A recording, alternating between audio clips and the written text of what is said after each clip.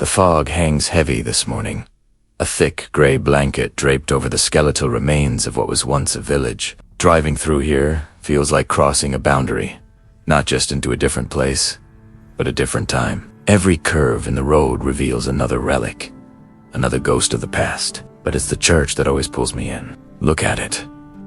A casualty of the Civil War, they say, but I've always felt there was more to its story. The cross, faded and leaning, as if tired from holding its vigil for so long. The bell, cracked and silent, though sometimes, when the wind is just right, I swear I can hear a faint echo. Vines crawl up the stone walls like green veins, trying to pull the whole structure back into the earth. It's said that in every legend lies a truth, and in every truth, a price to pay. Today, I feel like I'm here to find out what that price is. The air inside is colder than it should be, heavy with the scent of damp earth and decay. Every step I take crunches on a carpet of broken stone and fallen plastic. It's easy to imagine the lives that pass through these walls, the hopes and fears whispered in prayer. But there's something else here, too.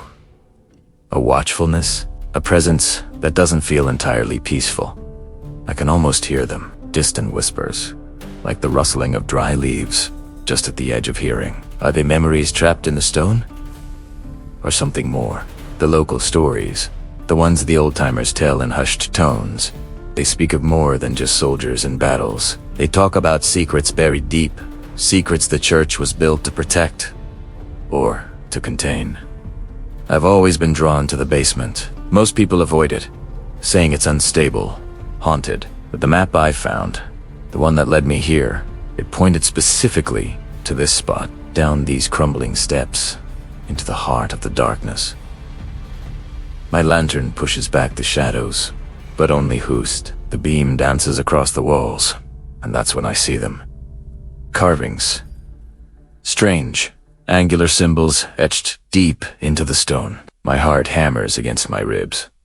They're the same symbols from the map, not just a guide to a location, but a key. What do they mean? They spiral out from a central point on the floor, a pattern that feels both ancient and alien. I trace one with my finger, the stone cold and gritty. There's an energy here, a low thrum that seems to vibrate up through the soles of my boots. Following the lines of the carvings, I notice something odd. A section of the floor, right in the center of the pattern, doesn't quite match the rest. The flagstones are newer, or at least they've been disturbed more recently. Brushing away centuries of dust and grime, my fingers find the edge, a seam. My breath catches in my throat.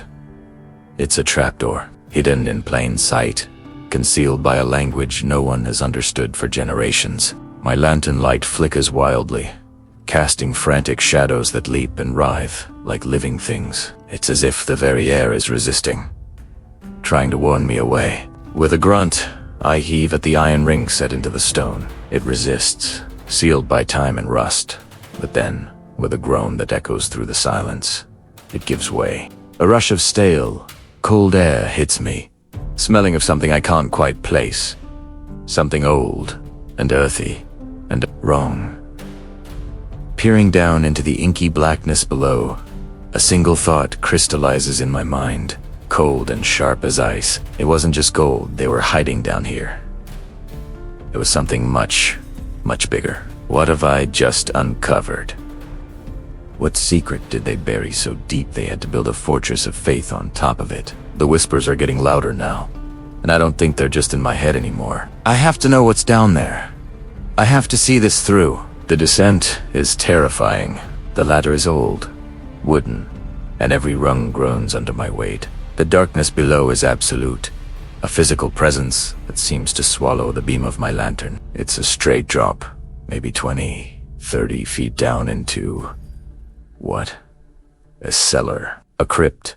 The air grows colder with every foot I descend, and the strange, earthy smell intensifies. It's a smell of things that shouldn't be disturbed. Finally, my boots touch solid ground. I pan the lantern around.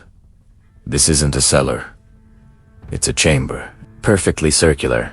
The walls smooth and dark, unlike the rough-hewn stone above. And in the center of the room, there's a stone pedestal. As I get closer, I see that something is resting on it. Not a chest, not a pile of gold. It's a book, bound in what looks like dark leather, with no title, no markings, except for a single, familiar symbol etched onto the cover. The same symbol from the map, from the carvings on the basement floor. My hand trembles as I reach out for it. This is it.